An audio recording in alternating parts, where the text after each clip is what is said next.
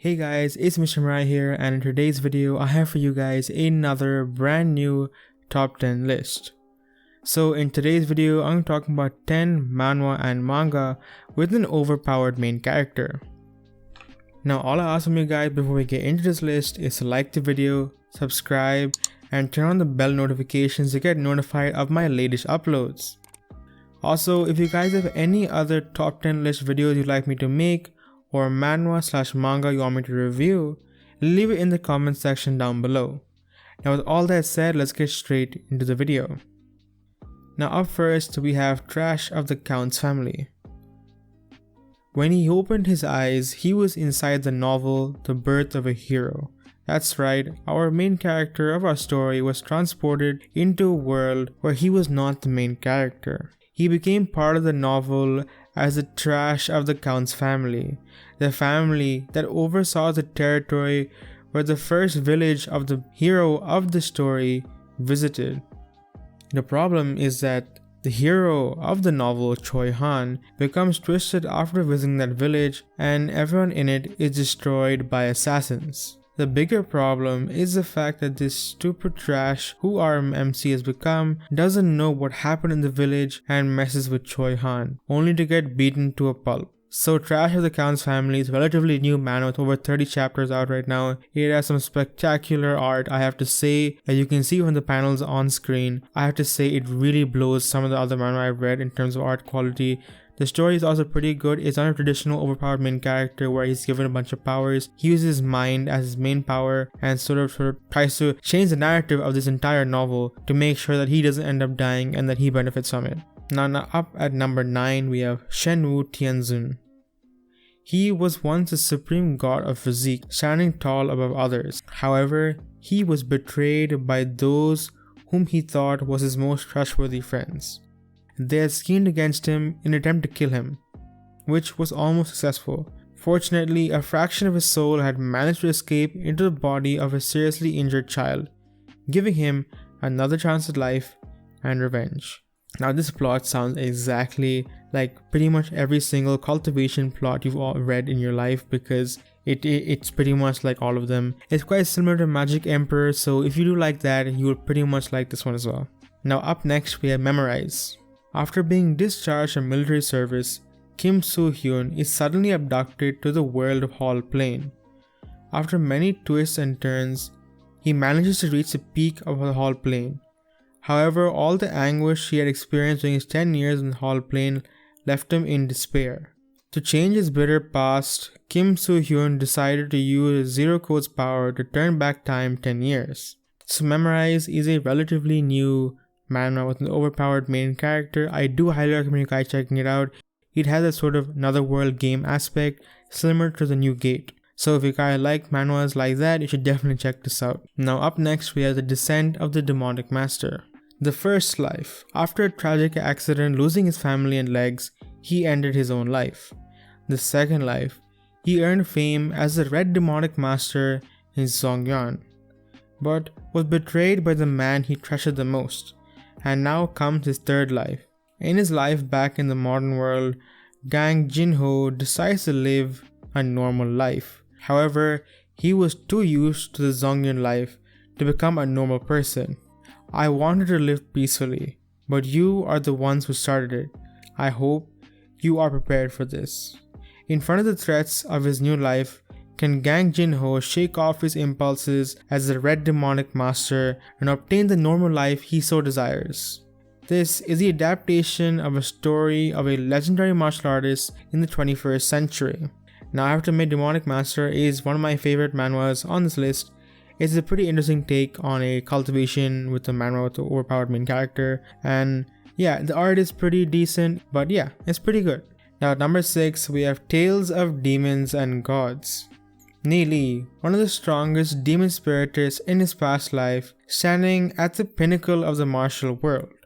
However, he lost his life during the battle with the Sage Emperor and a 6th deity rank beast. His soul was then reborn back in time, back to when he was still 13 years old. Although he's the weakest in his class with the lowest talent at only Red Soul Realm, with the aid of his vast knowledge which he accumulated in his previous life, He trained faster than anyone did, trying to protect the city, which in the coming future was being assaulted by beasts and ended up being destroyed, as well as protecting his lover, friends, and family who died by the beast assault, and to destroy the sacred family, whom abandoned their duty and betrayed the city in his past life.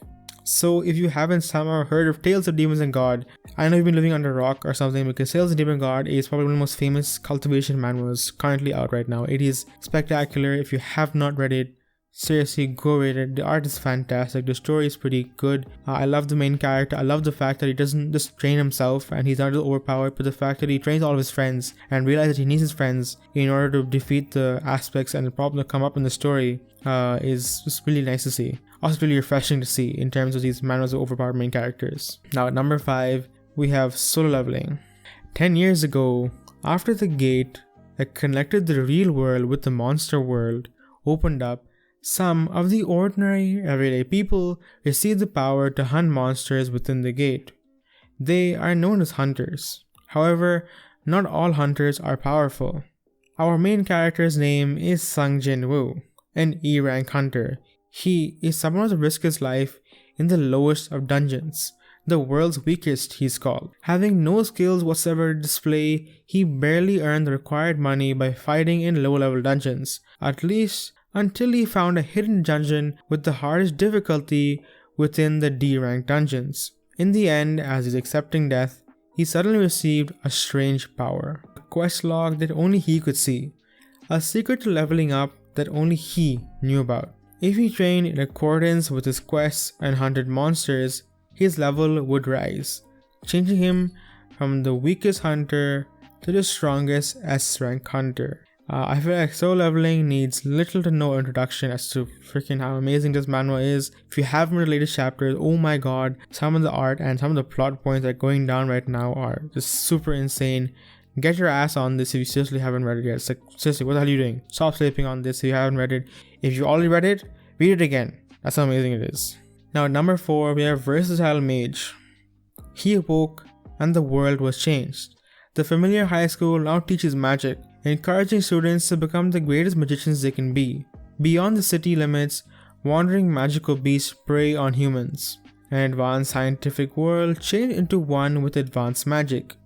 Yet, what has not changed was the same teacher who looks upon him with disdain, the same students who look upon him with contempt, and the same father who struggles at the bottom rung of society, and the same innocent stepsister who cannot walk. However, Mofan discovered that while everyone else can only use one major element, he himself can use all magic.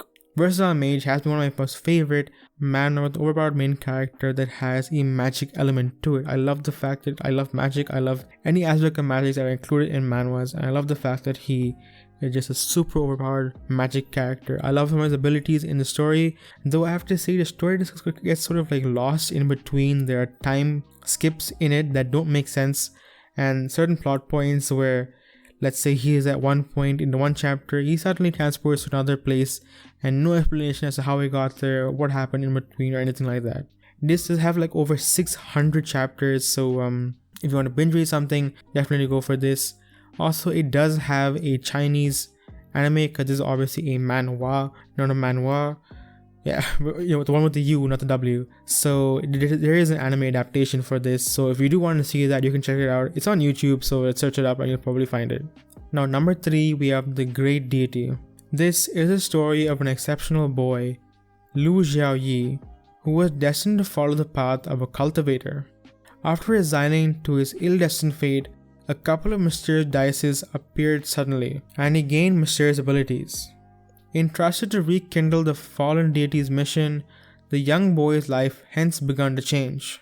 So, the Great Deity has the same author as Soul Land and Divine Throne, which is pretty indicative from the art, which is pretty much the exact same among all his manhwas. But that's not that much of an issue, as the art in this manhwa, especially the waifus, are absolutely god tier. So overall, I really say the art is really damn good. I think the story is paced really well, and it's got a pretty generic cultivation, overpowered main character story plotline, but it still has some unique aspects that does separate it from a lot of other cultivation manhwa.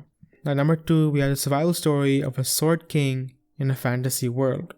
Ryu Hanbin was a normal person who had just been discharged from his mandatory military service when he was transported to another world. Left to fend for himself, he was given the goal of surviving and growing stronger in a desolate world riddled with monsters. The problem is the guideline that was supposed to be his guiding system to survive was filled with errors.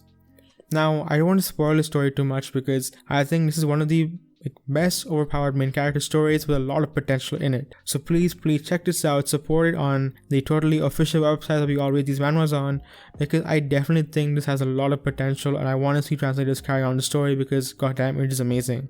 Now at number 1, we have the rebirth of the urban immortal cultivator. During the anti-cactalism period, the monk Chen Fanyu fell into catastrophe of the day, but he dreamed of returning to Earth's young age in 500 years. In his last life, he was the top of the universe, overlooking the world. After 500 years, the immortal was reborn and returned to the city to make up for the regret and play the story of pretending to be weak. And I have to tell you, he doesn't pretend to be weak for very long. It pretty much only lasts like 5 chapters before he has to beat someone up. Rebirth of the Urban Immortal Cultivator is a cultivator-based manhwa where the guy is reborn into urban times and is just a freaking overpowered badass main character who somehow is just able to trump every single master who comes up who's supposed to be stronger than him, and then he ends up beating up them. Yeah, that's pretty much the story of this manhwa. So I actually have a surprise manhwa for those of you who stayed until the end. So at number, or should I say 9.5, we have Tale of Eun Aran. The masters of Murim are living in plain sight, but robot humans are hunting them down. A random boy gets caught in the middle of all this, and this is his survival story. But the story is freaking amazing. The thumbnail from this video will probably include a panel from this manhwa. And the art is incredible, the story is incredibly good, and the pacing is pretty goddamn good as well. Though you have to do search around for the latest chapters because they don't seem to update on some of the major websites. It's 110 chapters out right now, so do check it out, do support the author and stuff like that because I really love this manhwa and I think a lot of you guys will love it as well. So this is a special reward for all of you who actually watch the video and pay attention to what I say and not just skip forward. So yeah, a little treat for you guys. And that, my friends, is all the manga, manhwa and manhwa I have for you guys in this video. Again, if you did like this list, why not smash the like button and subscribe for more content. Leave any future video suggestions you would like to see in the comment section down below. And also, I'd like to say thank you for all the recent support. I know my latest videos have been doing the most well, but that doesn't really matter. I enjoy making these videos for you, but do expect a change in content because I want to make these videos more personal, so that be with a face cam or making a more personalized list or just making content that I have more fun with. So do expect that. So I'm going to be branching out to anime, hentai, doujin stuff, as well as some adult manhwa stuff. Anyway, thank you guys so much for supporting my videos and all the love. And with all this said, guys, I've been Mr Miraie, and I'll see you all in the next video.